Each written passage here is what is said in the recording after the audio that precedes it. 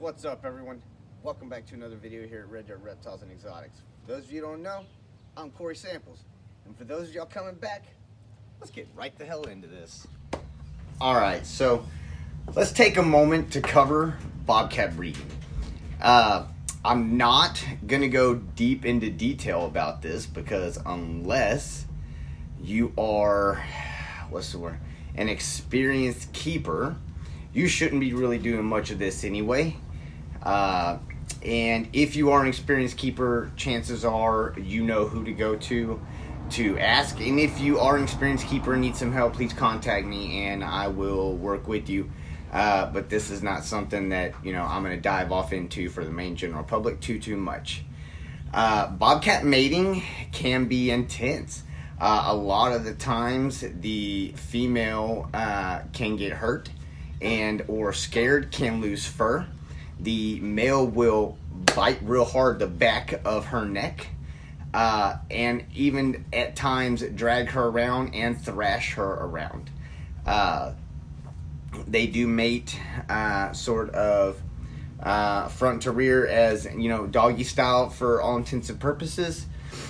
But that is not to say that it doesn't come without there being a good amount of courting ritual ahead of time. And again, that deals with a lot of her being submissive, him standing over the top of her, and again, biting her neck, the back of her neck, the scruff of her neck, where typically a female will lose hair, will be scared, will be stressed.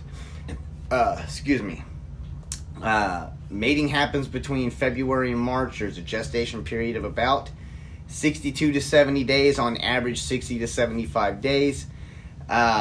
Genetically possible. Is it possible to mix a bobcat with a house cat?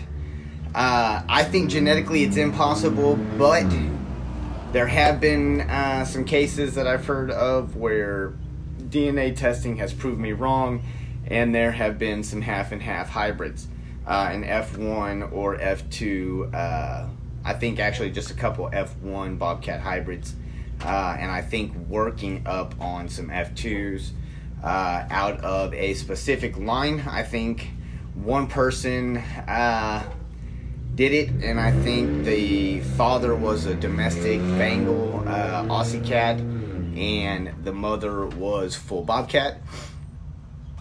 I could be wrong, but I'm pretty sure that's how it went.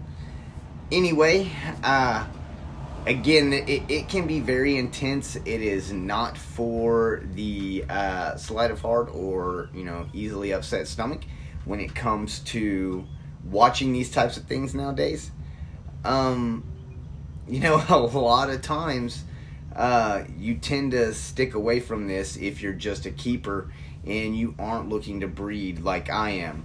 I'm blessed with the fact that Jasper here is fixed, and so I don't have to worry about that. Getting them fixed really kind of helps on their aggression level at a young age. But for me, I don't really have to worry about breeding. If I did, I would have to pick up both a male and a female. And for me, that's just really not happening. Again, having him is more of my personal pet and an educational thing at that. And, this is what I thrive on, being able to give y'all some education behind all these animals. All the animals I have, including the ones that I don't have, including, eventually in this series or, throughout my time, I plan on doing guest spots at different people's places.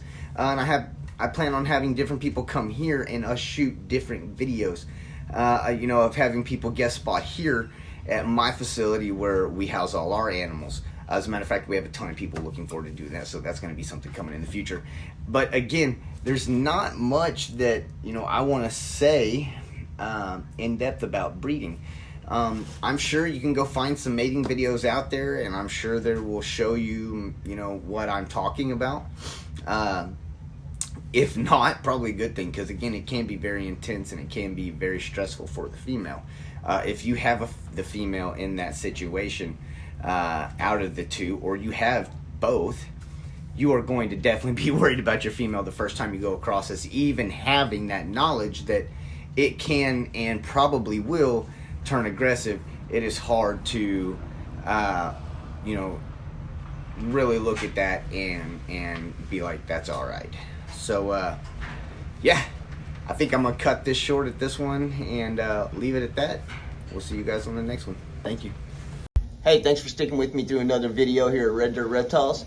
If y'all like what y'all are seeing, please make sure to like, subscribe, and share. Lets me know I'm doing good, and I'll continue to put out awesome videos for y'all. Hope to see you around on the next one. Thanks again.